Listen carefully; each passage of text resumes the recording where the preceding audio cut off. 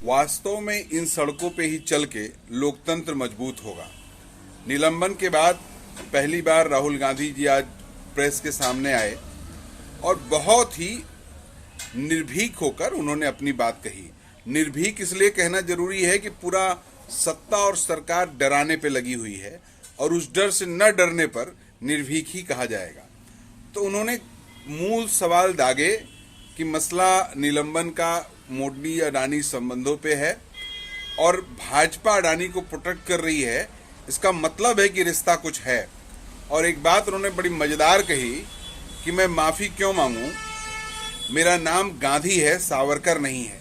तो इस तरह से तमाम हमले किए। आप भी सुने, ठीक लगेगा। नमस्कार साथियों, राहुल जी का स्वागत है। हमारे साथ राजस्थान के मुख्यमंत्री अशोक गहलोत जी, छत्तीसगढ़ के मुख्यमंत्री भूपेश बघेल जी, हेलो,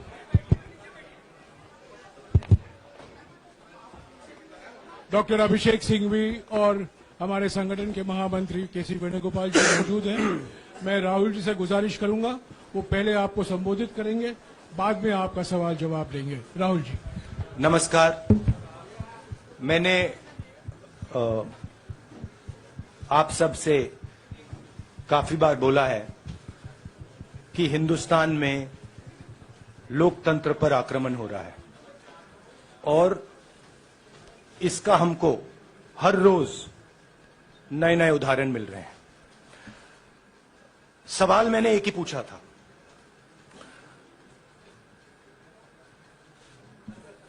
फाउंडेशन पे जाता हूं, अदानी जी की शेल कंपनीज हैं, अदानी जी की शेल कंपनीज हैं, उसमें 20,000 करोड़ रुपया किसी ने इन्वेस्ट किया। अदानी जी का पैसा नहीं है, अदानी जी का इंफ्रास्ट्रक्चर बिजनेस है, पैसा किसी और का है। सवाल यह है, ये जो 20,000 करोड़ रुपए हैं ये किसके हैं? ये सवाल मैंने पूछा। मैंने पार्लियामेंट हाउस में प्रूफ देके, जो मीडिया रिपोर्ट से मैंने निकाला, अदानी जी और नरेंद्र मोदी जी के रिश्ते के बारे में डिटेल में बोला। रिश्ता नया नहीं है, रिश्ता पुराना है।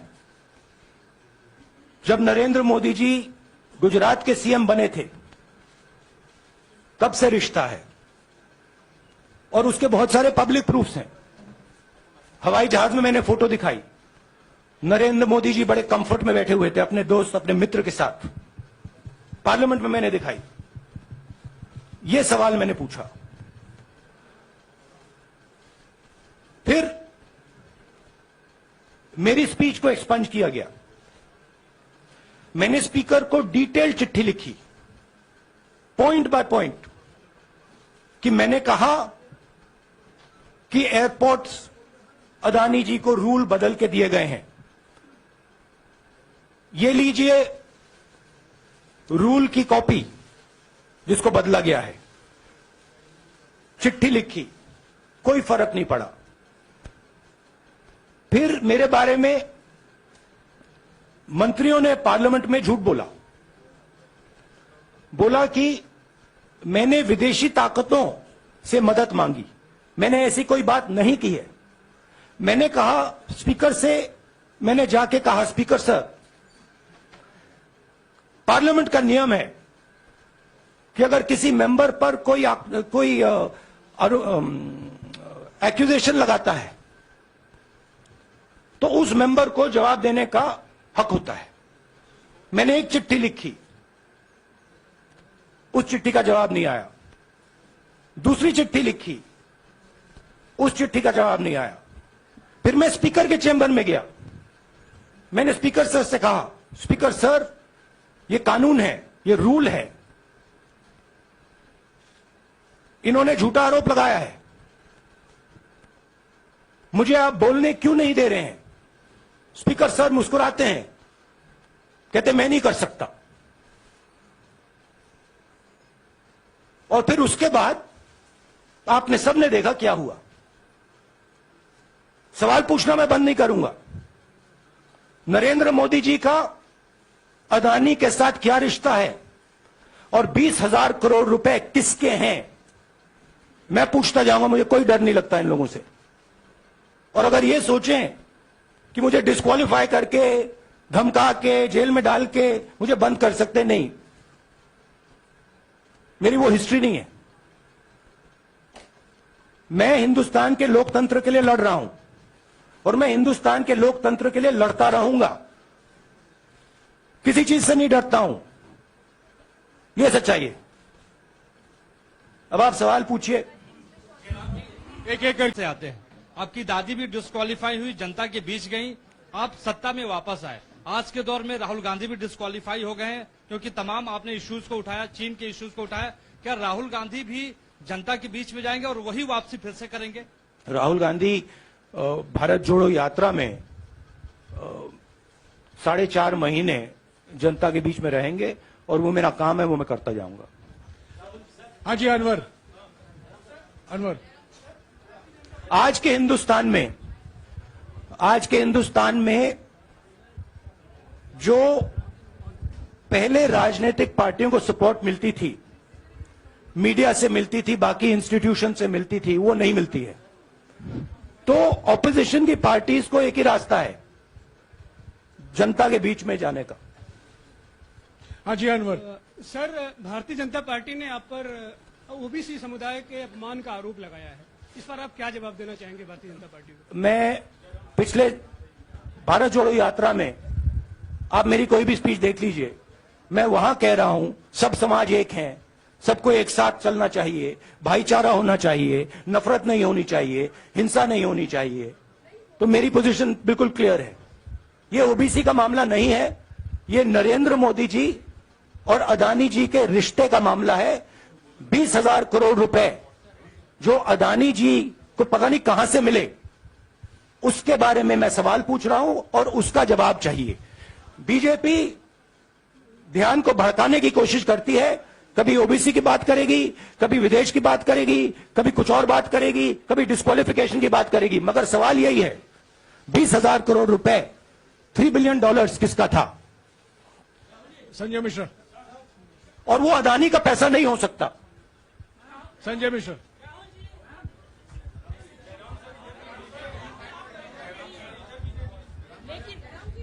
आपने कहा आप डरते नहीं हैं, लेकिन स्टेट के टारगेट पे हैं और स्टेट आपके खिलाफ है, पूरी स्टेट, पूरी मशीनरी आपके खिलाफ है। ऐसे में आपके सामने चैलेंजेस बहुत बड़ा है, तो रास्ता क्या है, रणनीति क्या है? देखिए भैया, चाहे स्टेट हो, चाहे कुछ भी हो, मैं सच्चाई को देखता हूं। मुझे और किसी चीज में इंटरेस्ट नहीं है, मैं सच्चाई बोलता हूं। राजनीति में ये फैशनेबल बात नहीं है, मगर ये बात मेरे खून में है। मैं और कोई रास्ता निकाल ही नहीं सकता हूं। तो मेरा काम यह है, ये मेरी तपस्या है, जीवन की तपस्या है, उसको मैं करता जाऊंगा। चाहे मुझे डिस्क्वालीफाई करें, मारे पीटे, जेल में डाले, मुझे कोई फर्क नहीं पड़ता। मुझे अपनी तपस्या करनी है। इस देश ने मुझे सब कुछ दिया है। शांत हो जाइए। इस देश ने मुझे सब कुछ दिया है, प्यार दिया है, इज्जत दी है, इसलिए मैं ये करता हूं। हाँ, Supriya. Sir, Rahul sir, BJP के जो लीडर्स आप पे अटैक कर रहे हैं उस पर आप क्या कहेंगे? और इसके अलावा वायनाड, वहां पर जब से खबर गई है, वहां पे लोग बहुत डिसबिलीफ में हैं, प्रोटेस्ट भी इरप्ट हो रहा है। आप अपनी कॉन्स्टिट्यूएंसी के लोगों को क्या कहना चाहेंगे? नहीं, मैंने सोचा है कि मैं अपनी, देखिए, मैंने कॉन्स्टिट्यूएंसी में भी बोला कि वायनाड के लोगों के साथ मेरा पारिवारिक रिश्ता है, फैमिली प्यार का रिश्ता है। तो मैंने सोचा कि मैं वायनाड के लोगों के लिए अपनी एक चिट्ठी लिखूं उनके लिए कि मेरे दिल में उनके लिए क्या है। तो वो तो मैं रिजॉल्व कर दूंगा। उनका, देखिए, बीजेपी के नेताओं का काम यही है। देखिए, वो सब नरेंद्र मोदी जी से डरते हैं, कारण आप जानते हो। नरेंद्र मोदी जी ने कहा कि देखिए ध्यान हटाना है। वो सब जानते हैं अदानी जी और नरेंद्र मोदी जी का रिश्ता, सारे के सारे जानते हैं क्या रिश्ता है, सब जानते हैं, मगर डरते हैं।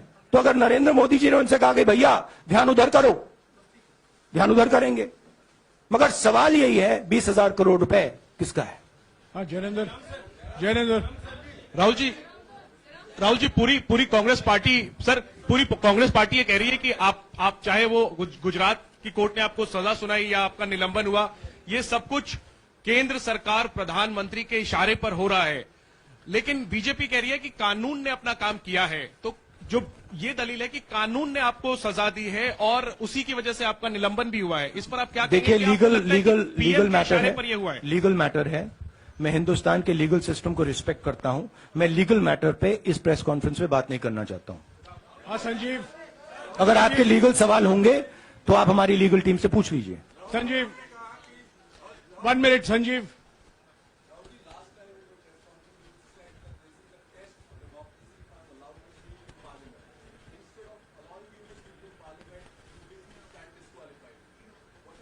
No, look, please understand why I have been disqualified. I've been disqualified because the Prime Minister is scared of my next speech. He's scared of the next speech that is going to come on Adani, right?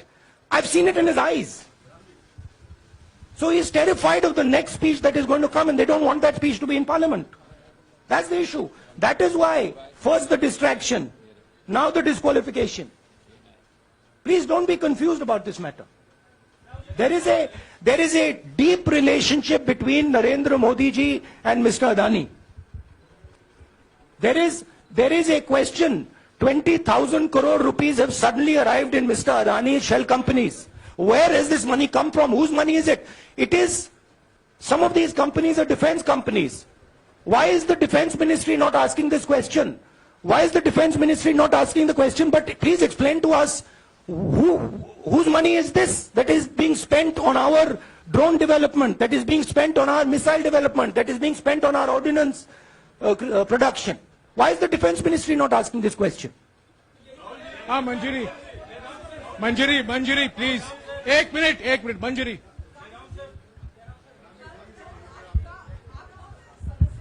रद्द हुई तो उसके बाद बहुत सारे ऐसे विपक्षी दल जो अभी तक कांग्रेस से दूरी बना के चलते थे, वो भी आपके समर्थन में आए। तो आपको क्या लगता है अब वो समय आ गया है जब सारे विपक्ष को एकजुट हो जाना चाहिए?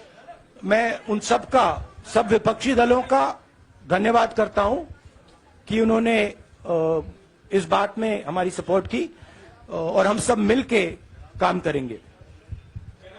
रंजीता जिस बयान को लेकर आपको ये सजा सुनाई गई है, क्या आपको लगता है, आपको अफसोस है उस बयान को लेकर? क्या कहेंगे उस बयान पर? अब देखिए, अब ये लीगल डिस्कशन है, उस पे मैं टिप्पणी नहीं करना चाहता हूं क्योंकि ये कोर्ट में मामला है। मगर मैं जो भी सवाल उठाता हूं वो सोच समझ के उठाता हूं। हाँ जी नीरज। राहुल जी अभी कुछ ही दिन पहले लक्षद्वीप के सांसद मोहम्मद फैजल की सदस्यता गई थी और बाद में हाईकोर्ट ने स्टे कर दिया था।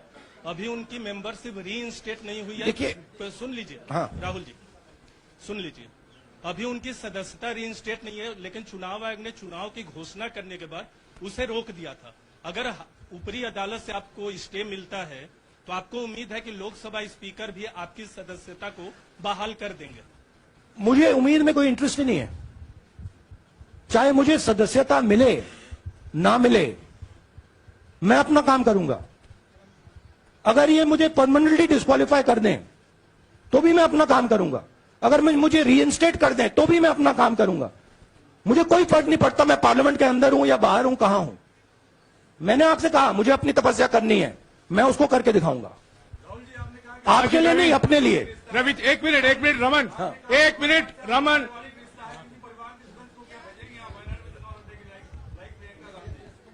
It is not up to me, it is up to Congress president कौन जाएंगे। राहुल जी मेरा सवाल,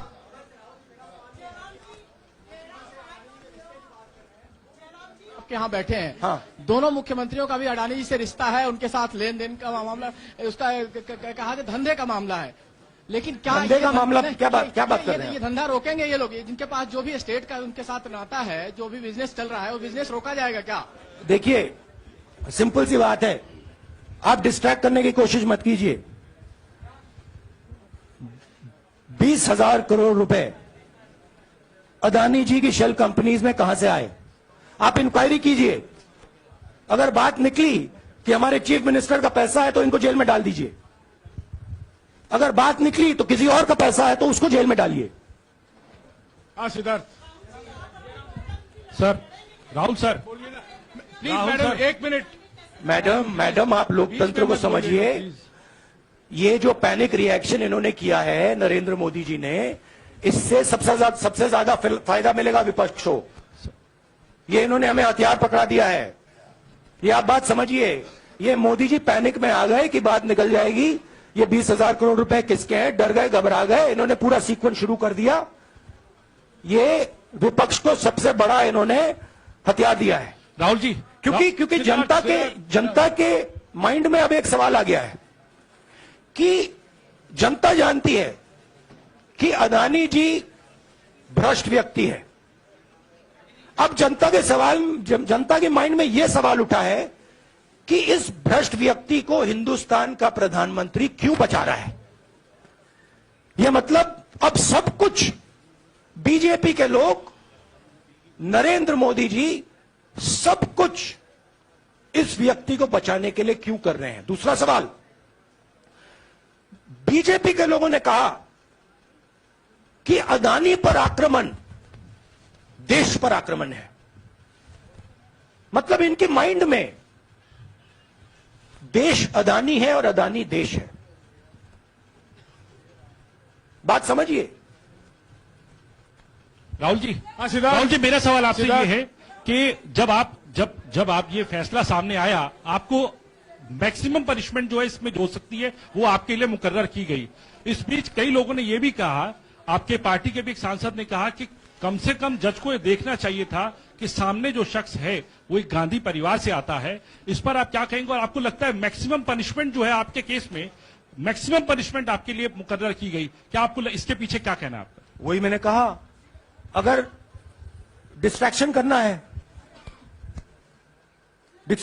है, मैक्सिमम पनिशमेंट की तो जरूरत है। मिनिमम पनिशमेंट से बात थोड़ी बनेगी। मैं तो सोच रहा था भैया 5 साल होते, 7 साल होते, 10 साल होते, वो भी मिल जाता। मुझे क्या फर्क पड़ रहा है यार? Rajdeep,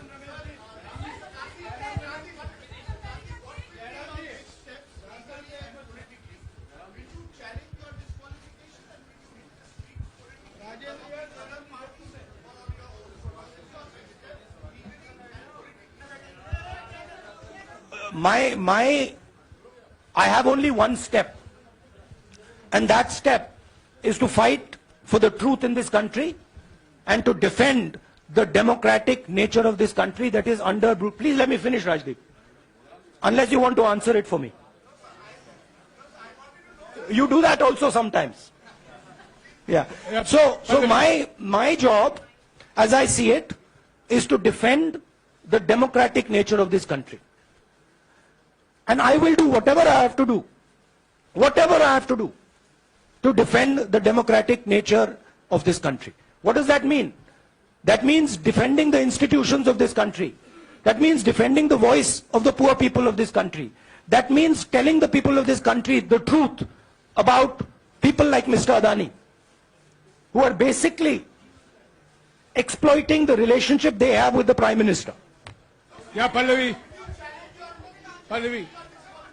please 1 second. Let's go. Look, see, these are legal matters. It makes me no difference. I told them, it makes me no difference if I'm disqualified, not qualified, whatever. It makes me no difference. Disqualify me for life. Put me inside jail. I will keep going. I will not stop. Mr. Gandhi, Yeah, Mr. Pallavi. Gandhi, 2 things here. One, are you worried or apprehensive about the political relevance of, say, the opposition and the Congress Do I look party worried to you? One. Second, Do I look worried to you? I'm excited. I'm happy that these people have given me the best gift they could give me. And second, Mr. Gandhi, is that BJP's reaction since yesterday is that if you hadn't torn the ordinance then perhaps you wouldn't be facing the law today. Your response to that? My response to that is that when somebody is guilty of something, they want to distract everybody's attention.